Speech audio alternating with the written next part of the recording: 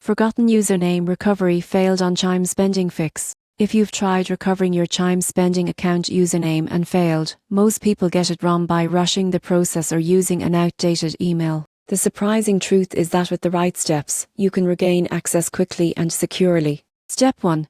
Open the Chime app and tap on Forgot Username. Enter the email link to your Chime Spending account. Chime will send a recovery email containing your username or a secure link to reset your login credentials. Step 2. Check all email folders, including spam, junk, and promotions. Emails are often filtered automatically. Avoid sending multiple recovery requests in a short period, as this can temporarily lock your account. Step 3. If your registered email is no longer active, gather verification details such as your full name, date of birth, and recent account activity. Contact Chime support directly with this information. Providing details about recent transactions or linked accounts helps speed up verification. Step 4. Once your username is restored, save it securely in a password manager. Enabling two-factor authentication adds an extra layer of protection, preventing future login issues. Following these steps ensures you regain access to your Chime Spending account efficiently,